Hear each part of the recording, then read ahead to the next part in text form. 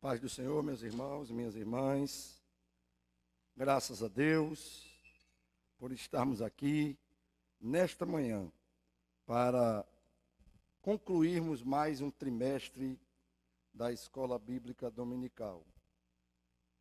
Sempre temos que, em tudo, dar glória a Deus, porque tudo é dele, por ele e para ele. Agradecer por tudo que ele tem feito e vai continuar fazendo. Mas também devemos agradecer àqueles irmãos e irmãs que têm se empenhado para que a Escola Bíblica Dominical aqui na Igreja de Cidade Satélite não parasse, mesmo no período da pandemia, fazendo os trabalhos de forma online, mas continuando fazendo. No trimestre passado, no segundo trimestre, tanto no terceiro trimestre, graças a Deus, nós continuamos o trabalho, graças à visão do nosso pastor Milton, de não parar a obra do Senhor, graças ao apoio de todos os irmãos e irmãs que estão sempre aqui, nos auxiliando, nos ajudando, e sem eles não era possível fazer esse trabalho. Que Deus continue abençoando a cada um, e que os irmãos que estão em casa, que estão sendo beneficiados desde o começo, desde o trimestre passado, orem por cada um deles e delas, para que o Senhor continue dando força, ânimo, alegria de estar na casa do Senhor. Desde o primeiro dia que o decreto saiu proibindo e fechando não somente a igreja, mas outros estabelecimentos também de movimentos, para evitar aglomeração, o pastor Milton já estava orando a Deus para que Deus lhe desse uma estratégia para fazer que o trabalho não parasse. Entendendo duas coisas. Que primeiro, o Senhor nos manda seguir em frente. Ele diz ao povo que marche, o povo tem que perseverar, etc. E segundo, também, que a gente não podia desobedecer à lei, porque a Bíblia também diz em Romanos que nós precisamos também estar debaixo da lei dos homens, aquelas que são leis lógicas, que não são contrárias à palavra de Deus. Então, tomou-se todo o protocolo, Foi dado permissão para ser feito as lives com tantas pessoas, e nós sempre seguindo o protocolo, e por isso, graças a Deus, tivemos esta vitória de chegar até aqui, quando no próximo domingo, graças a Deus, já teremos a possibilidade de fazer a Escola Bíblica Dominical presencial também, com a presença dos irmãos aqui, que isto para nós que ficamos aqui, liderado aí pelo pastor Isaías, pastor Bira, liderado pelo pastor Milton, e com a colaboração de todos os irmãos que aqui estão, é uma vitória, agradecendo a presença de cada professor que passou por aqui, se dedicando a trazer esta lição. Eu não poderia deixar de falar isso, porque para nós é um motivo de alegria. Quando o pastor anunciou que nós iríamos voltar com a escola bíblica presencial, respeitando todos os protocolos, eu fiquei muito satisfeito, porque me lembrei de cada lição que estivemos aqui, sem os irmãos, era aquele desejo que os irmãos estivessem aqui. Então, irmãos, a partir do próximo domingo, teremos essa possibilidade e contamos com os irmãos, que os irmãos venham para nós fazermos aquela lição, que outrora podíamos debater, conversar, tudo seguindo o protocolo em nome de Jesus. E agora, estamos concluindo mais um trimestre, onde o nosso pastor presidente achou por bem fazer aquela troca, A lição do segundo trimestre que os jovens estudaram, os adultos estudaram nesse terceiro trimestre e vice-versa, E estamos estudando, concluindo o estudo do livro de Josué, que tem como título da lição Tempo de Conquistas, Fé e Obediência, no livro de Josué. Comentarista, pastor Reinaldo Odilo, que é aqui da nossa igreja, do Templo Central. E aí, na lição de número 1, nós estudamos sobre o livro de Josué, aprendemos sobre o livro de Josué, o tempo de conquistas. Nós entendemos que por 40 anos Moisés liderou muito bem aquele povo, e agora estava chegando o fim do seu ministério e Deus estava levantando outro homem para dar prosseguimento à obra. Isso aí mostra mais uma vez que a obra não pode parar. Nós somos muitas vezes saudosistas de lembrarmos dos nossos pastores, e isso é muito bom porque a Bíblia diz isso. Mas a obra não pode parar. Nós podemos lembrar de um pastor, nós podemos lembrar de um pregador, nós podemos lembrar de um irmão, de uma irmã, mas nós podemos parar. E aqui Deus levanta Josué. O interessante é que quando você faz pesquisa, você vai ver que Deus chama Moisés aproximadamente com a idade de 80 anos. E quando você também pesquisa Josué, você vai ver que Deus também chama Josué com a idade aproximada de 80 anos. De 78 a 80 anos. Não é? Então, você vê que Deus chama pessoas que têm experiência, que são experimentados. Né? 80 anos, podemos dizer que seria mais ou menos, nos dias de hoje, uma idade de uns 40 anos. Né? Uma pessoa que tem uma certa experiência. Haja visto que naquele tempo, as pessoas com 80 anos ainda tinham uma idade robusta. Né? Moisés, por exemplo, viveu 120 e Josué viveu 110. Então, você veja que os homens tinham que ter uma certa experiência, porque para liderar um povo daquele, né, mais de 2 milhões de pessoas, não era uma coisa brincadeira. E aí, 40 anos do deserto estava chegando ao fim, a geração que pecou contumazmente contra Deus, esta geração toda já tinha morrido, é uma nova geração, são pessoas que têm desejo de realmente servir ao Senhor e entrar naquela terra. A gente sabe que escapando daquela última geração, só Josué e Caleb. Deus levanta Josué para ser líder daquele povo. Não era uma tarefa fácil, eles sabiam que na terra de Canaã, que media 290 quilômetros de comprimento por 65 quilômetros de largura, haviam vários povos que viviam ali. Então, não era uma tarefa fácil. Eles não iam chegar e o povo ia ceder o terreno, não. Eles teriam que lutar contra aquele povo que já vivia naquele lugar, que eu mostrei numa lição que eu falei, que Deus já tinha alertado a Abraão, que quando chegasse a medida do pecado dos amorreus, que era o principal povo que vivia ali, mesmo que a terra chamasse de Canaã, mas havia uma mistura entre os cananeus e os amorreus que viviam mais ao norte, era um povo mais forte, mais poderoso, mais numeroso. Quando chegasse a medida dos pecados daquele povo, aí Deus ia permitir que a justiça dele fosse feita através dos israelitas, que agora, nessa nova geração, estavam sendo fiéis a Deus. E aprendemos que Moisés morre e Josué começa o seu trabalho com toda aquela palavra de Deus, dizendo a ele que ele fosse corajoso, fosse firme, né, que ele não se apartasse do livro dessa lei. E isso foi a lição de número 1. Na lição de número 2, aprendemos justamente sobre a chamada de Josué, que Deus chama pessoas observando as suas atitudes, as suas palavras. E uma das coisas que Deus mais observa é a comunhão, é a fidelidade. Nós lendo os primeiros 5 livros da Bíblia, nós vamos aprender que Josué teve falhas. Né? Naquela situação em que ele estava fora do arraial e os homens ali, eles na porta do tabernáculo, os homens profetizavam e ele queria parar aquele trabalho, a gente vê que ele talvez não compreendesse naquele período a ação de Deus, a forma de Deus trabalhar. Porém, Deus foi dando mais oportunidades, Deus foi dando mais condição, e ele foi crescendo na fé, sempre ali com Moisés, aprendendo, vendo as lutas, vendo as dificuldades, né? Naquela luta ali contra os amalequitas, que foi a primeira luta que eles tiveram, depois que saíram do Egito, passaram o Mar Vermelho. Você vê que de um dos lados dos braços de Moisés, que tem que ficar levantados de um homem cansado para que a guerra vencesse, Josué estava ali. Ele aprendeu, ele viu, e essas oportunidades ele foi moldando o seu caráter, a ponto que Deus o chamou para ele liderar, porque também era um homem corajoso.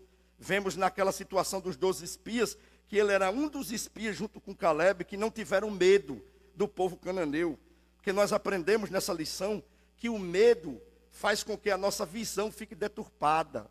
Os homens talvez fossem altos, mas não fossem também altos a ponto do povo temer.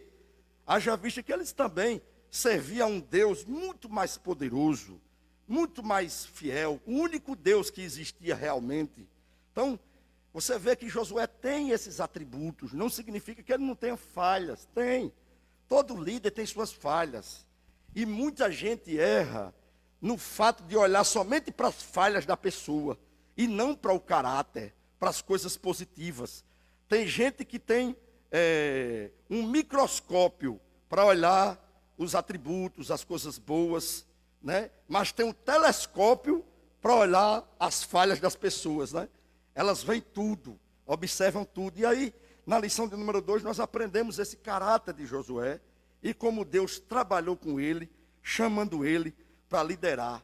E uma das coisas que eu achei interessante dessa lição foi o quanto Josué honrou a Moisés por estar ali, honrando, obviamente, a Deus em primeiro lugar, mas lembrando também de Moisés, porque tem gente que quando assume, né, uma congregação, um trabalho, a primeira coisa que faz é destruir a lembrança dos líderes passados, né? Tem gente até que destrói logo um mural que lembra um pastor anterior, tem gente que destrói logo um pedaço da congregação, para nem lembrar dos outros, mas Josué, ele trouxe à memória toda a palavra que Moisés falou, tudo que Moisés disse, né? Isto faz parte do caráter de um líder. Na terceira lição, nós vimos aí os preparativos para a entrada do povo na terra. Ainda do lado de cá do Rio Jordão, que dividia aquela região ali do delta, né? Da saída do Egito, depois do Mar Vermelho, onde eles ficaram circulando ali, e eles estão entrando na terra prometida agora, e havia uma divisão do Rio Jordão, que naquela época era um rio largo e caudaloso, era um rio difícil de se entrar, de se passar por ele. E aí ele envia mais uma vez espias para observar a terra, porque um líder, ele tem que ter informação. Um líder, ele tem que saber qual é o inimigo que ele vai guerrear, como ele se comporta, como ele está ali. Nós, meus irmãos, precisamos muito conhecer a palavra de Deus para conhecermos o nosso Deus, em primeiro lugar. Nós precisamos conhecer a Deus, do que ele se agrada, do que ele gosta, do que ele desagrada a ele, mas também precisamos conhecer o nosso adversário. Primeiro conhecendo as nossas fraquezas, os nossos pontos fracos, e depois conhecendo as artimanhas do inimigo. E é isso que nós aprendemos na terceira lição, que Josué enviou espias para ver como se comportava, como era a força, como agia numa defesa, numa situação, o povo de Jericó, que era uma cidade-estado fortificada, uma cidade-estado que há mais de 800 anos ninguém conseguia destruir. E aí, nós aprendemos isso na terceira lição. E uma coisa que aprendemos na terceira lição é a fé de uma mulher que não tinha caráter, não era uma mulher santa, mas teve fé, de nome Raabe, que a Bíblia diz que era meretriz. Ou seja, se alguém que está me assistindo agora não é crente, não é cristão, porque graças a Deus nós temos os irmãos que compartilham, saiba que Deus não está observando teu caráter, porque talvez seja deturpado, e por isso você ainda não tem a certeza da salvação. Deus não está olhando o que você faz no momento, Ele está olhando a tua fé, e é pela tua fé que Ele pode perdoar os teus pecados, escrever o teu nome no livro da vida, e te fazer uma pessoa santa. Que foi o que aconteceu com Raabe. Quando ela viu os espias, e viu que eles corriam perigo, porque correram para avisar ao rei da cidade-estado de Jericó, ela viu uma oportunidade de guardá-los. E o que eu acho interessante nessa lição é que foi frisado que ela tinha mais fé do que os espias. Ela disse: não, eu sei que o vosso Deus é um Deus poderoso e que nenhum povo dessa terra pode impedir o machado de vocês. Então eu faço uma aliança com vocês. Foi inteligente, fez uma aliança e resguardou.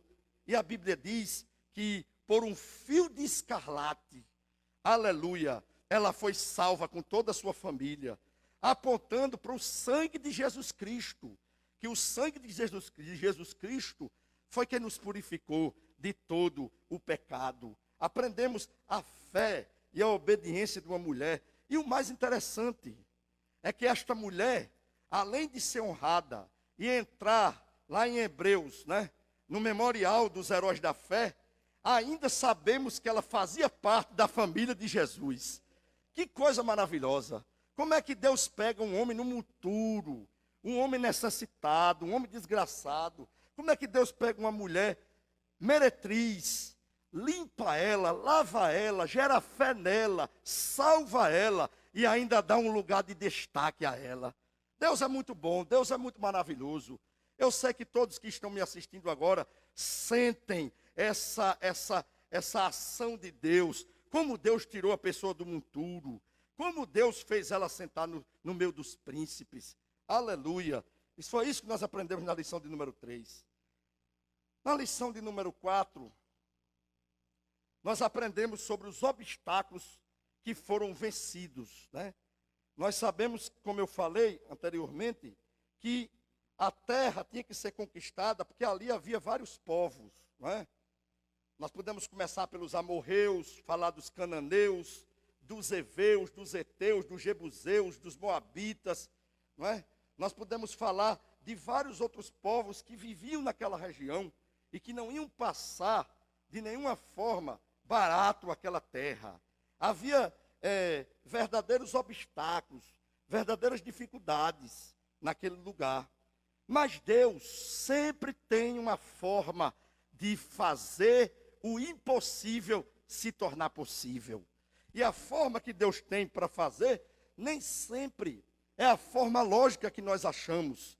Que a visão de Deus foi o seguinte: mostrando a Josué que aquela terra que tinha muros altos, aquela terra que tinha muitas coisas, poderia ser vencida. E para se vencer, em primeiro lugar, o obstáculo mais importante a ser vencido era o Rio Jordão. Porque o Rio Jordão, como eu falei, era um rio que tinha uma água caudalosa, profunda. Para entrar naquela terra e vencer, eles tinham que passar pelo obstáculo do Rio Jordão. O povo que já sabia que Deus tinha agido no Mar Vermelho, tinha também confiança que Deus agiria naquele lugar, para que eles passassem o Rio Jordão a pés enxutos. E foi o que aconteceu. Agora, não de qualquer maneira. Deus manda organizar o povo, e dessa vez, porque a arca sempre andava atrás, dessa vez, eles agora vão passar a arca para frente, porque eles vão dizer: a arca vai guiar vocês, o lugar que vocês devem passar. E quando chegar próximo ao rio, mesmo que o rio seja caudaloso como for, mas quando o sacerdote tocar sua ponta dos pés na água, Deus faria um milagre. E foi assim que aconteceu. Quando eles ainda tocaram ali, talvez ainda molharam um pouco os pés, mas quando eles tocaram, o rio foi represado milagrosamente. Que os homens procuram dar ênfase a explicar os milagres de Deus. Veja que tem homem que até hoje tenta explicar como é que o Mar Vermelho se abriu. Engraçado que o Mar Vermelho é azul. O nome Mar Vermelho se dá por algum outro motivo, mas ele é um mar de águas azuis, muito bonito. Se você buscar aí na internet, você vai ver. E ele não é um marzinho pequeno, não, é uma coisa grande. E os homens, não, porque veio um vento que foi mandado por um tufão, não sei o que, eles querem explicar. Mas eu lhe pergunto, certo, veio o vento, mas como é que esse vento fez uma parede de água? Me diga aí, que até hoje nenhum vento faz isso. Isso aí não se explica. Milagre se vive, mas não se explica. Não tente entender. Veja que quando Pedro pediu a Jesus para andar sobre as águas, enquanto ele não tentou compreender porque estava sobre as águas, ele andou. Mas quando ele começou a dizer: poxa, eu com 80 e poucos quilos, estou em cima dessa água, como é que pode? Aí ele desceu. Fé é o mais importante para se ver o impossível de Deus. E ali eles passaram com pés enxutos. Quando tocou-se, parou. Certo? Até se fala de uma represa, etc. É um milagre de Deus. A arca passou seus pés enxutos. E todo aquele povo, 2 milhões e alguma coisa, passou pés enxutos. De forma que Josué pegou de memorial 12 pedras que havia no leito daquele rio e fez um memorial. Para que é memorial? Memorial é para que todas as gerações posteriores saibam o que Deus fez. Nós precisamos sempre falar aos nossos filhos o que Deus fez por nós. Nós precisamos sempre contar os nossos testemunhos, porque é assim que gera a fé nos filhos. Não era de outra forma que os filhos de Israel eram educados segundo a palavra de Deus. Não era se fazendo pirotecnia, não era se pregando de forma diferente, não. Era o mais velho da casa sentando os filhos à roda na ceia e dizendo o que Deus fez, desde Abraão até aqueles dias, de forma que depois eles cantavam salmos que muitas vezes lembravam de toda a vitória, a trajetória. Isso era memorial, para se saber que até aqui nos ajudou o Senhor. É por isso que eu fiz questão de, ao começar essa lição, relembrar o que Deus já fez por nós. Quando no período de março, abril, maio, onde a pandemia estava alta, nós continuamos fazendo o trabalho aqui e Deus continuou abençoando. Não paramos. E hoje estamos aqui para receber um galardão, uma bênção, que no próximo domingo nós poderemos ter os irmãos aqui de forma presencial. Relembrar aos irmãos, e eles passaram. A Bíblia diz que foi construído 2 memoriais. E o interessante é que a Bíblia naquele período diz que até os dias de hoje estão lá. Lembra, irmãos, que quando a Bíblia diz até os dias de hoje, não significa que seja hoje, mas seja aqueles dias que foi escrito o livro. Entendeu? Para os irmãos não achar que a Bíblia está mentindo. Uma certa vez eu estava dando uma aula e o irmão disse, irmão, a Bíblia está mentindo porque disse que até os dias de hoje, e eu pesquisei e não tinha hoje. Os dias que estão ou que foi escrito o livro. Lição 5. Nós aprendemos sobre confirmando o concerto. Porque depois que o povo passou na terra prometida, eles entraram numa cidade que ficava anterior a Jericó, chamada de Gilgal. Irmãos, interessante que tudo isso aqui é a preparação para eles conseguirem começar a ganhar a terra prometida. Não é de qualquer jeito não, pastor Isaías. Não é de qualquer maneira. Depois que eles passam o Rio Jordão, Deus dá estratégia, não é de qualquer maneira, né? Deus dá a forma. Agora Josué acha por bem do povo refazer a aliança. Eles tinham feito uma aliança no período que Josué assumiu. Mas agora Josué achou por bem de novo renovar. Irmãos, precisamos renovar a nossa fé todos os dias. Pedir perdão, pedir a Deus misericórdia, ler a palavra, pedir a Deus que tire o que não agrada dele em nós, pedir que reformule o nosso caráter. E aí eles fazem mais uma aliança ali em Gilgal. A aliança feita primeiro com a circuncisão, que foi uma aliança feita com Abraão. Moisés também fez. E o povo agora está circuncidando aquela nova geração para mostrar que eles pertencem a Deus. Quando ele circuncidava o prepúcio, ele estava dizendo, todo o nosso corpo pertence ao nosso Deus, ao nosso Senhor. Eles estavam dizendo, nós santificamos toda a nossa carne para Deus, que é assim que Deus faz. Aleluia. E, além disso, eles, feito a circuncisão e recebendo aquela bênção de Deus, aquela presença de Deus, eles celebraram a Páscoa, relembrando tudo que Deus fez e como eles eram vitoriosos até ali. Todo esse culto, toda essa adoração, todo esse louvor tem um propósito só. Além de adorar a Deus, trazer a memória que o nosso Deus é invencível. E que o povo devia ter coragem. Isso foi a lição de número 5. Eles fizeram uma aliança se preparando para entrar na terra. A lição de número 6. Nós estudamos sobre o encontro que Josué teve com Deus. Porque, irmãos, não tem como um crente se quebrantar a Deus e Deus não ir até ele. Ele prepara o povo, circuncida o povo, faz o povo adorar a Deus, faz o povo celebrar a Páscoa, que festa maravilhosa. E Deus, à noite ali em oração, se apresenta para ele. Aleluia. Veja que Josué até se assusta, né? Eu estou achando graça aqui, que eu me lembrei de um pastor lá de Goianinha, um pastor de uma congregação de Goianinha, não sei nem se ele ainda é de Goianinha, mas no tempo ele me contou e ele era de Goianinha. Ele disse a mim que estava orando, se consagrando a Deus. Aí de repente, numa madrugada, ele começou: Deus, se apresenta para mim, Deus. Eu quero te ver, eu quero te sentir. Eu quero saber como o Senhor é, como Moisés fez, né?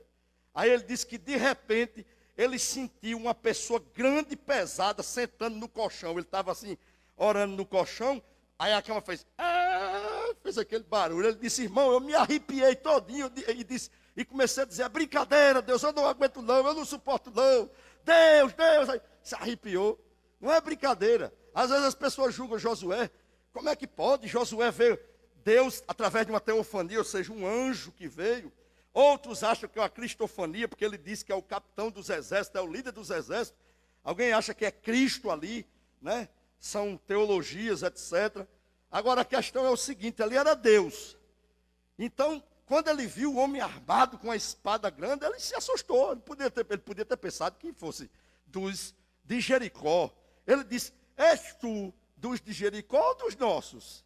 E ele disse: nem era de Jericó, nem dos homens, porque não era de homem aquele ser ali. Ele disse: eu sou o príncipe dos exércitos de Deus. E confirmou, aleluia, Josué, que ele estava no negócio e que Deus ia dar uma vitória grande.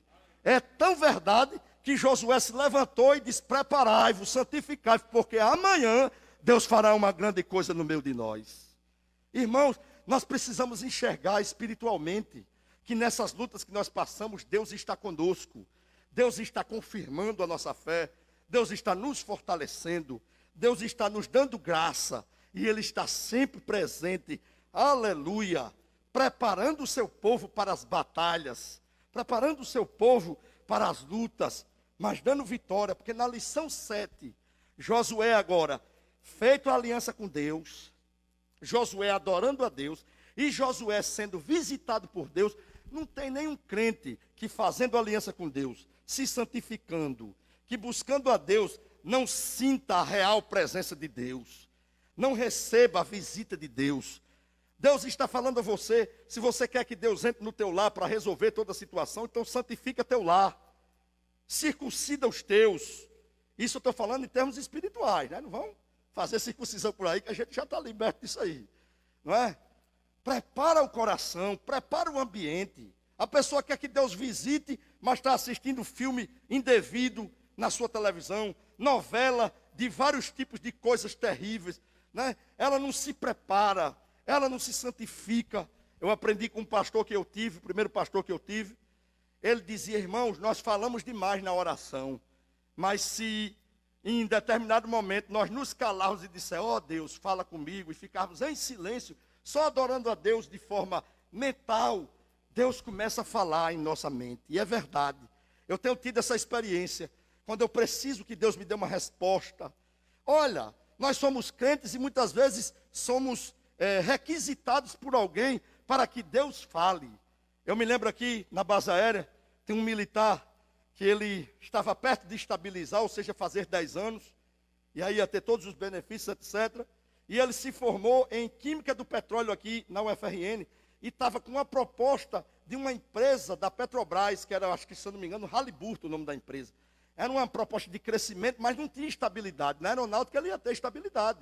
Não ia ser mais colocado para fora. Aí eu fiquei bem complicado, porque ele me botou numa dificuldade. Ele disse assim: irmão, eu sei que Deus fala através de você. Eu creio, eu não sou crente não, mas já me disseram aqui que Deus falou. Então ore ao Senhor e peça que Ele me dê uma resposta. Porque conforme Ele me der a resposta, eu serei fiel a Ele. Eu digo: será? Fiz aquela dúvida: será que você seria fiel mesmo? Serei, irmão. Estou falando de coração, de sinceridade. Aí eu comecei a orar: Jesus, tem misericórdia. O homem disse que confia em Ti. Não é em mim não, que eu sou falho. Ele está dizendo que crê que o Senhor pode revelar o futuro. Ele podia ter procurado esses falsos profetas que tem aí nos muros, né? Pai não sei de quê. Né, jogar abuso, jogar no seu tarô, não sei o que lá. mas ele procurou a Deus. Então eu disse, Deus, honra a fé dele. Ia se passando os dias, Deus não me dizia nada, ele dizendo, irmão, e aí? E agora? E a situação? Irmão, chegou no dia que ele tinha que decidir. E eu lá na base, entrei num banheiro e orei, Jesus, agora chegou. O homem disse que não tem mais saída, é até de tarde. E agora? Aí Deus falou no meu coração, disse, diga a ele que eu estou mandando ele sair.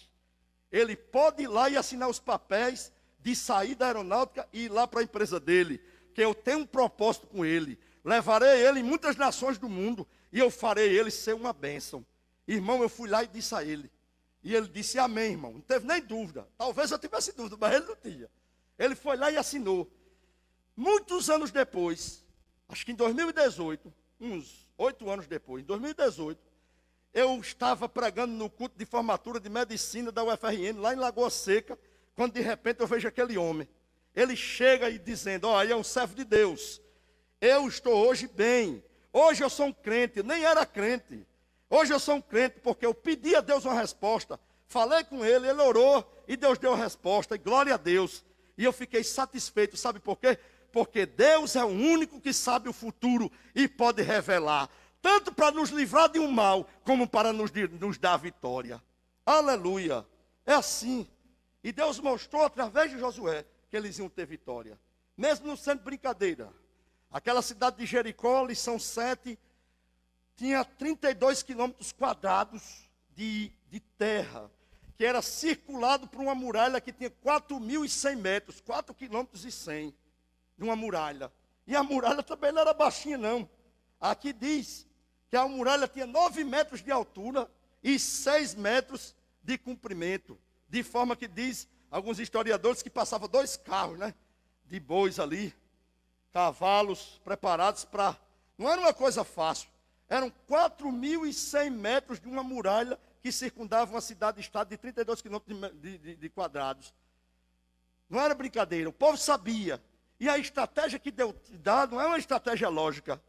Deus podia ter dito, pega cada um martelinho e vão batendo na divisão do cimento da pedra contra a pedra. Não, Deus disse, comigo a coisa é diferente. Prepara o povo e durante 6 dias vocês marcharão uma vez ao redor. Todos em silêncio. E no 7º dia, vocês marcharão 7 vezes. 7 vezes 4? 28.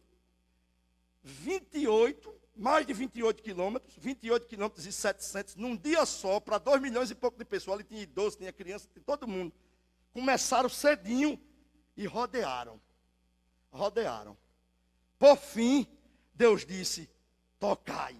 E quando eles tocaram a buzina, os instrumentos, o éfode, tudo que tinha de tocar, aleluia, gritaram grandemente aquela muralha que por 800 anos nenhum povo daquela região conseguiu penetrar, caiu por terra.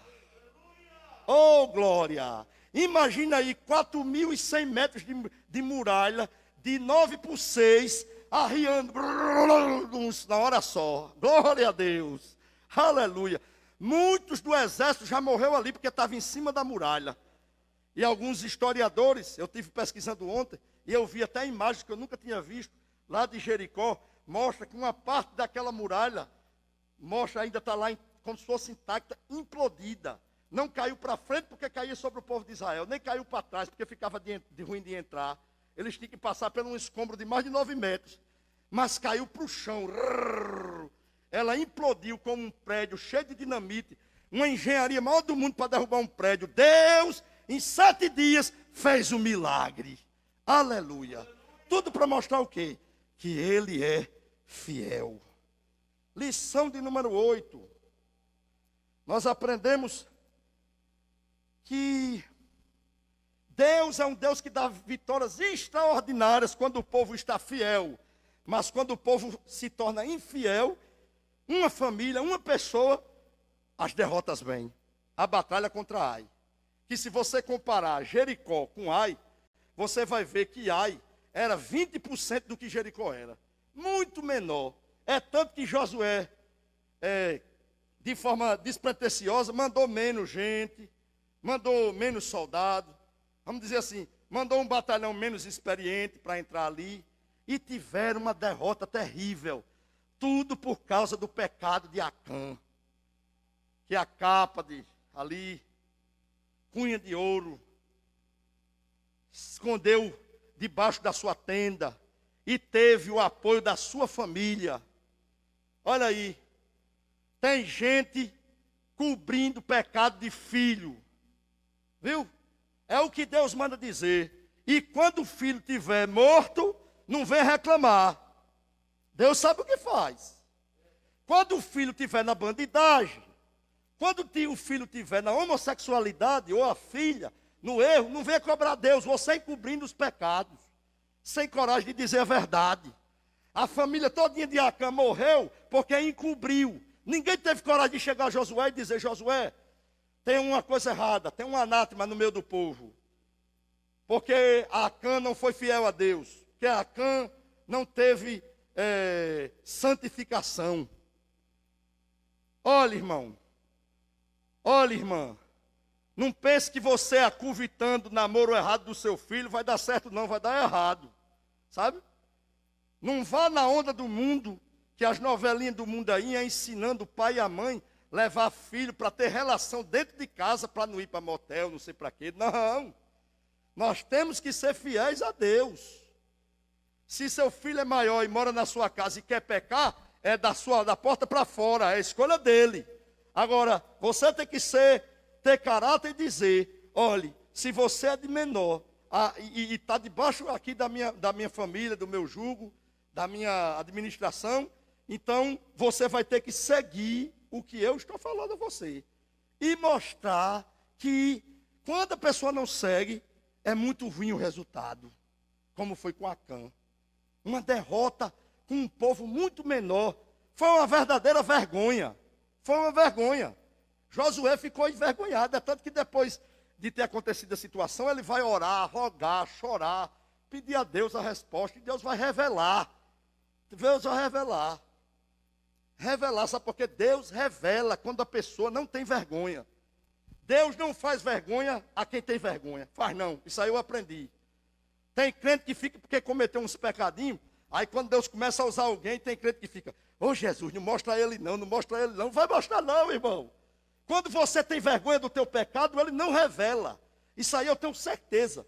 Quando você pede perdão a Deus e tem vergonha do pecado que você cometeu, Deus não vai ficar fazendo vergonha a você não, porque você tem vergonha. Agora, gente, me perdoe a forma de falar. Sem vergonha, que quer fazer como Davi, que todo cheio de pecado, ainda queria julgar a história que o profeta contou a ele, de um homem que tinha uma ovelhinha, e de um fazendeiro muito rico que tinha muitas, e quando chegou uma pessoa na sua casa, ele ao invés de matar uma das muitas, matou só a do homem lá, que só tinha uma. E aí, o profeta Natan perguntou: do que é digno este homem? Aí a resposta foi: de morte. Quando ele podia ter dito: não, ele é digno de misericórdia, porque eu fiz isso aí também, estou todo errado. Não, aí ele foi mostrar falsa justiça, porque achava-se o rei justo. Irmãos, tem gente que diz assim: irmão, eu não estou indo à igreja porque é perigoso. Vai para o shopping, vai para onde quer, isso aí é liberdade sua, você tem. O próprio apóstolo Paulo disse que todas as coisas me são lícitas. Tudo que você quiser fazer, você pode fazer. Agora, nem todas me convêm. Você quer achar que aqui é perigoso e lá é mais tranquilo? Beleza. Agora eu vou dizer, talvez aqui seja perigoso mesmo para você. Talvez seja perigoso Deus revelar o pecado que você está cometendo em oculto, para você se converter. Talvez seja perigoso que Deus tenha que mexer na tua estrutura, mudar o teu caráter, mudar a tua visão. Talvez seja perigoso que Deus te pegue aqui e modifique a tua personalidade. Talvez o perigo seja esse. Mas eu estou orando para que Deus molde, para que Deus trabalhe. Aleluia. E aí depois da conversão do povo, depois que Acã foi retirado do meio do povo, e sua família conivente foi retirada também, aleluia, Deus deu toda uma estratégia, e aí a vitória veio. Glória a Jesus. Temos que ponderar, não podemos ser como os amigos de Jó, que tudo achou logo que era pecado. Mas quando nós temos certas dificuldades, principalmente em situações que pareciam menores, precisamos ponderar se não são os nossos pecados. Não é bom que o povo venha nos acusar, mas é bom que nós mesmos pensemos: onde eu pequei? Onde eu errei? Como diz o pastor Isaías aqui, está vendo? É bom dar aula com os teólogos aqui. Ele disse, como Paulo disse na Santa Ceia, examine-se o homem a si mesmo. Porque, irmão, quando eu me examino é outra coisa. Quando uma pessoa chega me acusando é outra, é ou não é? Jó se sentiu ruim porque os amigos já chegaram acusando. Tu pecasse aonde? Vai pensando, olha direitinho. Mas quando você se examina é outra história. E aí, irmãos, na lição 9 nós aprendemos que o crente ele tem que estar ligado em tudo. Ele tem que ser vigilante, como Jesus disse. Orai e vigiai. Porque existia um povo ali que era descendente dos amorreus, chamados gibeonitas, que eles tramaram uma estratégia e conseguiram enganar o povo de Deus. E tem muita gente sendo enganada, engodada pelo povo dessa terra. Viu? Tem que ter cuidado. Botaram roupas velhas, amarrotadas, sujas. Pegaram um pão e deixaram ele embolotar, ele ficar cheio de mofo. E chegaram numa caravana toda suja, como se viesse de muito longe, dizendo que era um povo de longe, que tinha ouvido falar das vitórias de Israel, e que antes que eles chegassem lá, olha a conversa fiada, irmão, tenha muito cuidado com elogio, sabe? Tem gente que nos elogia demais, bota você lá em cima, quando você nem lá em cima devia estar, porque senão já tinha subido já, né? Você tem que ter seu lugar. Quem tem que ser elogiado é Deus, porque Deus é quem usa, Deus é quem faz, Deus é quem tem poder. Conversinha fiada, bonito, tenha cuidado com ligação que liga para você, dizendo que você ganhou 200 mil de um prêmio, né? Aí o camarada diz assim, não, você só precisa depositar na minha conta o que você tem, aí você já tem pouquinho, aí deposita, perde tudo. Cuidado! Lembra daquele ditadozinho, né, que diz que esmola grande até o cego desconfia. Os camaradas chegaram com uma palavra bonita. Tem muito falso profeta por aí com palavra bonita, sabe? Como diz Paulo, entrando nas casas com história de orar e comendo tudo que a viúva tem, destruindo tudo. Tem muita gente por aí, viu? Muitos. Nós temos que vigiar. E aí Josué, sem vigiar com os anciãos, fizeram aliança com o povo. E para sempre ficaram amarrados àquele povo. Se bem que Deus transforma as maldições em bênçãos.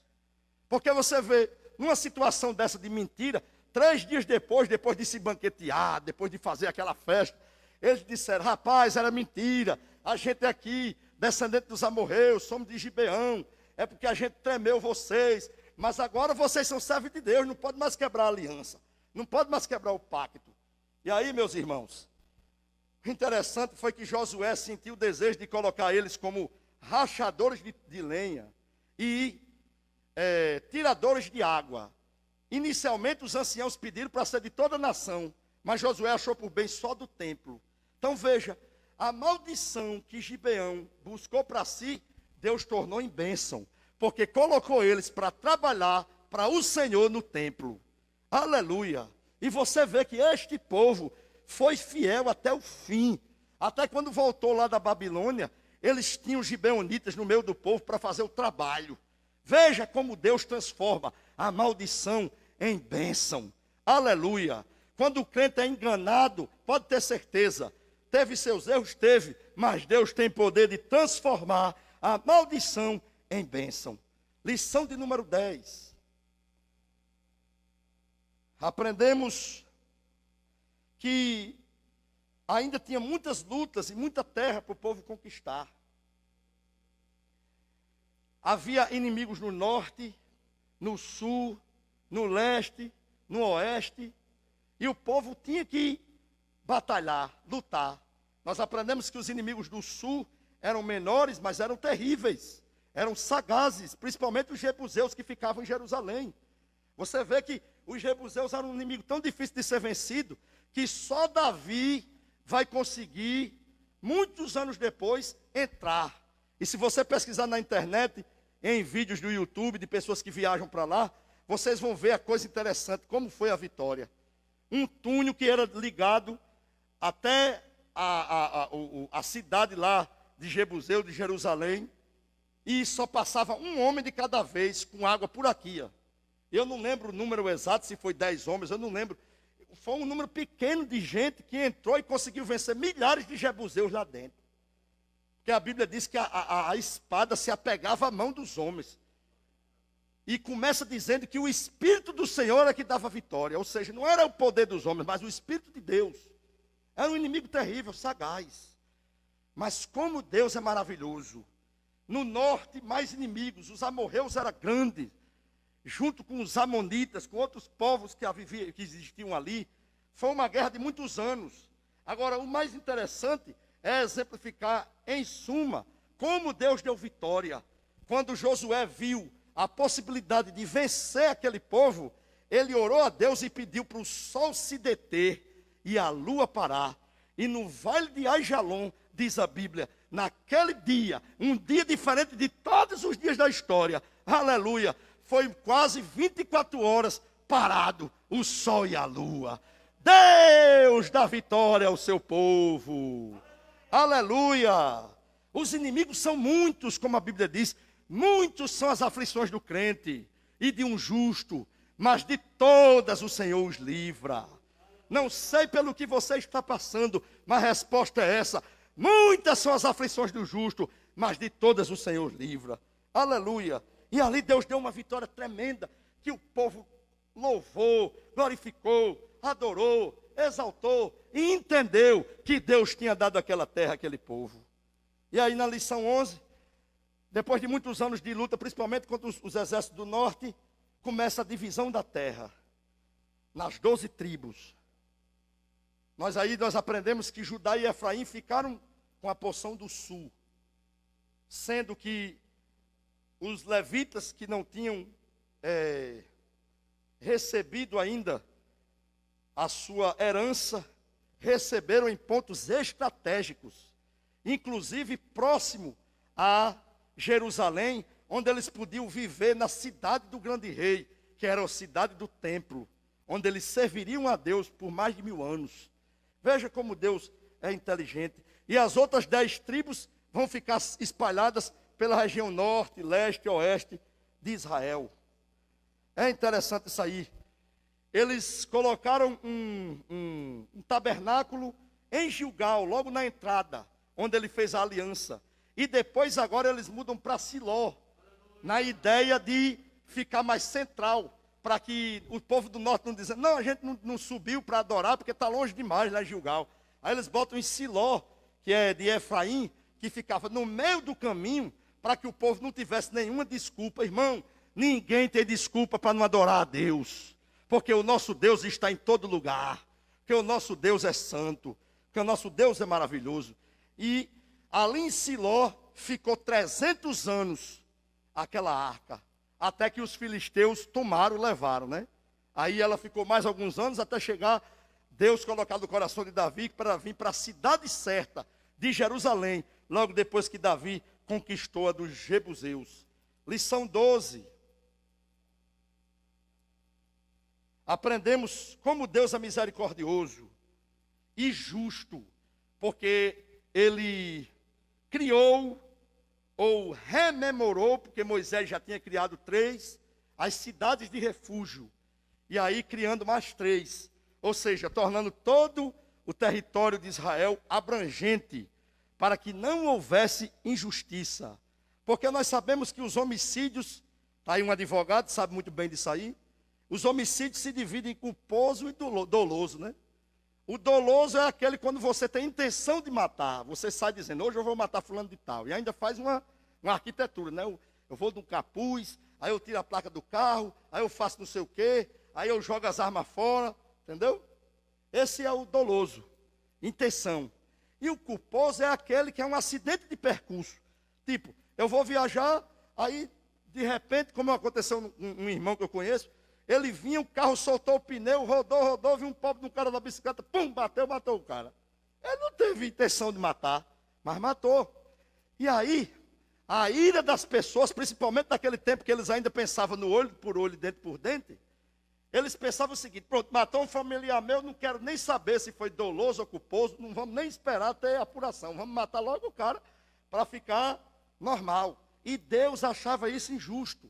Então ele cria as cidades de refúgio, para que a pessoa pudesse se refugiar até aquela cidade, antes que o inimigo, eu não lembro bem, a palavra é, não sei o que do sangue, não sei se vocês se lembram aí, a pessoa que ia fazer a vingança, o vingador do sangue, chamava, viesse e vingasse a pessoa.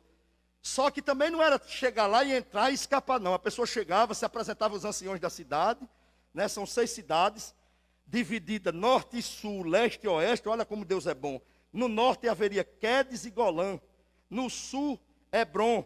No leste, que Hebrom ficava também no sul e no centro, centro-sul. No leste, Ramote e Gileade e Bezé. E a oeste, Siquém. Ou seja, para onde você olhasse, essas 6 cidades que eram constituídas como herança para os levitas morarem, criarem animal, etc., eles escapavam. Você chegava, anunciava a situação, os anciãos iam analisar, iam ouvir testemunhas, e se você realmente fosse tido como uma pessoa que tivesse cometido um homicídio culposo e não doloso, aí você podia entrar. E você ficava ali. Interessante que não havia muros na cidade. Nem os vingadores do sangue entravam, nem era para a pessoa sair. Porque o próprio Deus dizia, se você sair daqui, eu não posso resguardar a tua vida. Mas a pessoa ficava. E ela poderia voltar para a sua terra quando o sumo sacerdote morresse. Aí o sangue do sumo sacerdote expiava o pecado. E ele estava pronto para voltar para a sua terra. E o vingador do sangue não podia mais vingar. Como Deus é maravilhoso. Preparou 6 cidades no comando dos levitas, para que as pessoas que fossem tidas como inocentes pudessem escapar da morte. E eu quero dizer que a cidade de refúgio para o crente hoje se chama Jesus Cristo. Nós escapamos, o laço quebrou, aleluia, e nós escapamos. E hoje estamos refugiados, e eu posso dizer, não existe nenhum muro proibindo você de ir para o mundo. Não, mas você sabe, se você quiser resguardar a sua vida espiritual até a eternidade, você tem que continuar dentro da cidade de refúgio chamada Jesus. E se você sair, Deus não se responsabiliza pelo seu sangue, mas Ele é tão misericordioso que tem gente que sai e Deus ainda permite que volte, às vezes até muitos anos depois, né? Volta. E como Deus é maravilhoso, como Deus é bondoso. Glória a Jesus. E aí depois de toda essa revisão que nós fizemos nas 12 lições, estudando o livro de Josué, nós concluímos com a lição de número 13, onde o povo vai renovar a aliança. Por quê? Porque já tinha chegado o tempo de Josué. Que coisa interessante. Como eu falei, Josué começou, os historiadores, essas datas antigas são muito incertas, mas entre 78 anos de idade e 80 anos, ele começou o trabalho. E ele fez por 30 anos praticamente, 28 ou 30 anos, até 110 anos. Um trabalho árduo, um trabalho difícil, um trabalho complicado. Mas quando começou a se escurecer os olhos de Josué, e ele começou a ver que não era mais aquele guerreiro anterior, aí, irmãos, ele viu que era hora de passar o cajado, né, como diz a história, passar o trabalho. Veja que tem muita gente sofrendo por aí, porque homens que não têm mais condição querem continuar pastoreando, querem continuar fazendo um trabalho, sem ter mais a condição, não é espiritual. Espiritual, Josué tinha condição, mas é física, porque o nosso espírito não pode fazer as coisas físicas. A pessoa às vezes não tem mais a capacidade, não tem mais a condição. Mas Josué viu que antes da obra sofrer, ele devia entregar aquele trabalho, passar para outros homens que tivessem mais condição. E aí reuniu o povo em Siló. E de forma emocionante, mostra que está se findando o seu tempo. Mas ele não deixa, de forma nenhuma, o povo cabisbaixo, mostrando que Deus tinha sido até ali com eles. E que se eles continuassem fiéis, Deus iria além com eles. Porque, irmãos, se há uma coisa que o nosso Deus é fiel. E a Bíblia diz que Ele é fiel, mesmo sendo infiéis. Isto aí é uma coisa muito extraordinária. Isso aí é uma coisa muito grande. Porque o próprio Deus não cobra isso do homem. Você vê que A Bíblia diz que na questão do casamento, se algum dos cônjuges trair um ao outro, o outro tem a possibilidade de perdoar ou de sair do casamento. É uma permissão que Deus dá. Nem Deus obriga você a ser fiel se a outra pessoa não é fiel. Agora, a Bíblia diz que mesmo o povo sendo infiel, Deus permanece fiel. Aleluia. Mesmo com nossos erros, nossas fraquezas, no casamento, na aliança com Deus, traindo às vezes eles por palavra, por pensamento, Ele ainda permanece fiel. Isso é que é um Deus maravilhoso. Isso é que é um Deus bondoso. Ele não cobra de nós, mas Ele é, dando exemplo. Glória a Deus. É por isso, irmão, que eu me emociono quando eu encontro um crente que foi crente e agora está desviado e ele chora. Sabe, ele diz assim: ô irmão, era muito bom. Eu me lembro que eu fui aqui para uma festa da base aérea de Natal, há muitos anos atrás, uns 16 anos atrás, aqui nesse boulevard, nesse clube que tinha aqui. E tinha um crente que ele já era bem antigo, ele hoje está aposentado, é um suboficial lá da base. E ele conhecia muitos irmãos, né, aqui em Natal. Ele agora congrega em Parnamirim, mas ele congregou muito aqui em Natal, em várias congregações. Ele trabalhava como pastor. Então ele conheceu um dos integrantes daquela banda Grafite, né, que eu não vou citar o nome aqui por respeito, por ética, né? Que o camarada é bem famoso na banda, toca, canta, sabe? É um artista nato mesmo. E aprendeu na igreja. Era crente, aprendeu a cantar, a tocar na igreja. E por causa de motivo de dinheiro, que aí é uma questão dele, não é minha, né? Eu gosto de C.S. Lewis, o filósofo cristão, porque ele diz: eu não me meto nos pecados alheios, porque cada pessoa tem sua situação. Eu não sei a situação dele, Deus é que sabe e trata com ele. Mas ele estava preparado para subir ali no palco, para aquele show, muita gente ali. Aí o irmão disse: irmão, vem aqui que eu quero lhe mostrar um negócio. Aí eu fui com o irmão, eu novo ainda na fé e tudo, né? Aí cheguei lá, ele disse assim: meu irmão, rapaz, como é que tá? Aí o cara: ô irmão, tal. Mas irmão, como é que tá? Aí o camarada começou a chorar, pastor Isaías. Disse assim: ô irmão, às vezes eu tenho saudade daquele tempo, quando eu tocava a minha harpa, que era uma guitarra, né? Eu tocava a minha harpa e Deus trabalhava no meio do seu povo. Ele chorou, o camarada. Disse: como eu tenho saudade, mas eu não tenho mais força não, irmão. Eu não tenho mais condição de voltar. Eu não tenho mais caráter de voltar. Eu não tenho mais vergonha, vontade, sei lá. Ele disse assim, eu não me lembro mais. Ele disse: eu não tenho mais coragem de voltar para a casa do Senhor. E o irmão ainda foi contundente e disse: se você quiser voltar, volta agora. Eu oro por você e Jesus lhe perdoa e lhe santifica. Aí ele disse: não, porque eu tenho muitas coisas. O homem sempre tem muita questão para não entregar sua vida a Jesus. Aleluia. O homem quer ganhar o mundo inteiro e perder a sua alma. Mas esta manhã eu creio que Deus muda o quadro. Deus muda o quadro. Se você se arrependeu do mundo inteiro e quiser entregar a sua vida a Jesus, eu creio que Ele te perdoa nesta manhã. Eu creio que Ele faz de novo. Você não precisa dizer: eu quero voltar e não tenho mais força. A força quem vai dar é Deus. Você só precisa ter coragem de voltar. Eu me lembro que quando eu entrei na igreja lá em Bebida Velha, lá no meu distrito lá, um homem católico, um homem perseguido pelos homens lá da liderança da igreja, porque disseram: você vai para o casamento do seu irmão, vão fazer uma lavagem cerebral lá em você, e você nunca mais vai voltar. Ele já tinha medo, sabia que Jesus tem uma rede poderosa, que quando ele puxa, não tem quem possa, Satanás, nem demônio nenhum que possa segurar. Ele sabia que se eu entrasse, não voltava mais. Ali, glória a Deus. Mas quando eu entrei naquele lugar, eu ainda me lembro, final de ano, virada do ano, ali, e o pastor pregando, falando, esqueceu de fazer o convite, porque virou o ano, né?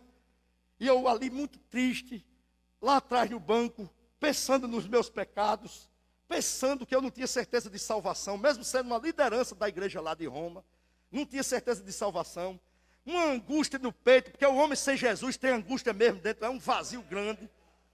E eu me lembro que uma irmãzinha, rapaz, uma havaiana com um cabrechozinha preto e outra azul, uma irmã bem simplesinha, eu lá me tremendo, chorando, o diabo lutando com Deus ali dentro de mim, Deus dizendo: vai, eu quero te salvar, eu quero te... E o diabo dizendo: olha as namoradas, olha as coisas do mundo que está te prendendo, olha a liderança lá da igreja, né? E eu naquela dúvida, aí a irmã se levantou, veio simplesinha no meu lado, aí disse assim: João Paulo, me diga uma coisa, você não quer entregar a sua vida a Jesus? Você não quer aceitar Jesus? E eu me lembro que a palavra que eu disse foi: irmã, o problema não é eu aceitar Jesus. O problema é ele me aceitar. Eu não sei se ele me aceita.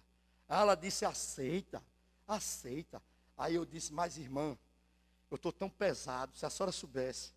Eu estou com um pesar tão grande aqui, que eu talvez não tenha nem força de chegar ali no púlpito para aceitar Jesus. Ela disse: não tem esse negócio não, nem que eu lhe bote nas costas e lhe arrasto. Hoje você aceita Jesus. Irmão, eu não fui forçado, certo? Eu fui porque o Espírito Santo trabalhou no meu coração. Mas aquela irmã me carregou, porque o pecado era grande, sabe? A cauda do pecado era pior do que uma noiva, saía da igreja. Mas ela foi me arrastando. E quando o pastor orou por mim, aleluia, eu fiz um esforço para chegar ali e a irmã me ajudou. Como Jesus, quando foi subindo até o Gólgota, precisou uma necessidade que aquele sirineu o ajudasse. Mas o Salvador é Jesus, não o sirineu. Não é verdade? E assim, até daquela situação, Jesus salvou aquele sirineu e a sua família, que você vai ver que tem familiares dele lá em Atos dos Apóstolos. Agora, o interessante, quando eu cheguei ali, esforçado, luta para eu chegar ali, não foi fácil não, que o pastor orou por mim, irmão, eu fiquei leve. Eu fui uma outra pessoa, e até os dias de hoje, o que eu estou querendo dizer é que você pode mudar, é só você se esforçar, e quando você chegar no lugar onde Deus vai transformar você, você vai sair leve, perdoado, restaurado, renovado, aleluia. E foi isso que Josué disse ao povo: não aparte-se de Deus. Eu já fiz uma aliança com minha família, e a gente vai servir ao Senhor, mas vocês lancem os deuses fora, lance todas as imoralidades sexuais. A maior preocupação dele era o casamento misto com o povo que ali estava, e a mistura de deuses também, aleluia. E ele disse claramente ao povo, né, porque morre ele e Eleazar depois, ele disse claramente ao povo: se vocês forem fiéis, Deus será fiel. Se vocês forem fiéis, Deus será fiel. Mas se vocês continuarem sendo infiéis, não pense que Deus vai ficar passando a mão na cabeça de vocês. Uma hora ele vai castigar vocês. E foi verdade. Começou castigando o povo lá pelo norte, levando para o cativeiro da Assíria. E a Assíria misturou o povo. Até hoje eles não acreditam que o povo do norte, ou aquela região ali, fossem pessoas puras, samaritanas. Naquele tempo de Jesus, o povo tinha esse cisma por causa disso. E depois, com a continuidade do pecado do sul, de Judá e de Efraim, Deus também castigou aquele povo e mandou para a Babilônia. Irmão, chegou o momento de santificar-se. Porque não adianta você ficar pecando, pensando que a justiça de Deus não vem. Ela vem. Mas se hoje você se arrepender e disser: eu e a minha casa serviremos ao Senhor, Deus mudará. Veja que, para concluir aqui, na história do povo de Israel, até os dias de hoje, pós-modernidade, a gente vê como Deus foi fiel com aquele povo. Aqui nos conta que, desde 1918, com o surgimento, no fim do século XIX para o XX, do movimento chamado sionista, que pregava a libertação do povo de Israel e a terra prometida, que eles tinham direito mesmo, porque Deus deu e eles conquistaram. Logo no final da Primeira Guerra, eles começaram esse movimento, mas só 30 anos depois, no término da Segunda Guerra Mundial, principalmente porque os judeus foram exterminados por Hitler, 6 milhões. A ONU, que tinha sido criada em 1915, mais ou menos, ela fez um movimento para poder, vamos dizer assim, trazer uma garantia para aquele povo que, fugindo ali da Europa, voltava para Israel e não tinha onde viver, porque a terra era uma guerra só, principalmente com os palestinos, com os árabes da Palestina. Mas como Deus é fiel, no dia 14 de maio de 1948, usando um brasileiro chamado Oswaldo Aranha, que presidiu aquela sessão, mesmo contrário com os principais votos que tinha permissão, poder de vetar, que seria a Rússia, a União Soviética, tinha o poder de vetar. A União Soviética tinha uma pressão muito grande, porque os árabes era quem mandava petróleo, não só a União Soviética, mas os Estados Unidos, que eram os dois blocos que tinham poder naquele tempo. Eles tiveram pressão por causa do petróleo, que eles precisavam do petróleo, que era a fonte de energia maior que existia naquele tempo. Mas mesmo assim, pela vontade de Deus, Deus deu vitória. E Oswaldo Aranha promulgou, aleluia, o território de Israel. Mas vocês estão pensando que é brincadeira? No outro dia, no dia 15, os árabes invadiram. O povo ainda enfraquecido, recém-nascido, ele compara até com Herodes, que queria matar os recém-nascidos. Mas Deus deu vitória. Um dia só, Israel conseguiu expulsar todos os homens. Nós temos a guerra dos 6 dias, que eles tentaram com todas as forças ao redor de Israel. O Egito, o Líbano, Jordânia, Iraque, União Soviética, Egito, todas as regiões ali ao redor. Tinha 30, 50, 60 homens para um de Israel. Deus reverteu a situação. Eles invadiram em 3 dias. Em 4 dias, Deus fez com que eles invadissem por trás e tomassem o Egito, a Síria, o Líbano, o Iraque, tudo. Eles ficaram com o poder das nações. Eles podiam ter tomado as nações, mas eles devolveram as nações aos seus donos. Deus não perde uma batalha. Quero ver uma batalha que Deus perde. Até hoje você vê Israel sozinho lá, e as nações se armando com todo tipo de arma atômica, todo tipo, mas não consegue invadir Israel. Sabe por quê? Porque Deus é fiel. É o que eu aprendi desta lição. Deus é fiel. E quando Ele tem uma aliança com o povo, o inimigo pode se levantar, mas é só para cair. Oh, glória! Guarde isso dessa lição. Em cada lição nós aprendemos alguma coisa. E nessa lição eu aprendi isso. Que a fidelidade do povo, às vezes é fraca. Mas a fidelidade de Deus, ela é sempre forte, sempre fiel, sempre poderosa. Que Deus nos abençoe, meus irmãos. Que a gente possa voltar à casa do Senhor para a próxima lição. É uma lição muito boa, muito aprazível, tanto para os adultos como para os jovens que também vão ter suas lições. Vamos voltar à casa do Senhor para a EBD, como os irmãos estão aí se esforçando para voltar para o culto. E eu tenho certeza, irmãos, Deus tem galardão. Deus é galardoador daqueles que o buscam. Quem está se esforçando com todos os cuidados, né? Como o pastor falou, com a permissão da família, né? Porque não adianta também a família, não, eu não quero que você vá e a pessoa ir. Se a família não quer, é melhor você ficar em casa, para evitar um problema. Mas se você pode, esse esforço que você está vindo, a Bíblia diz a você, Ele é galardoador daqueles que o buscam.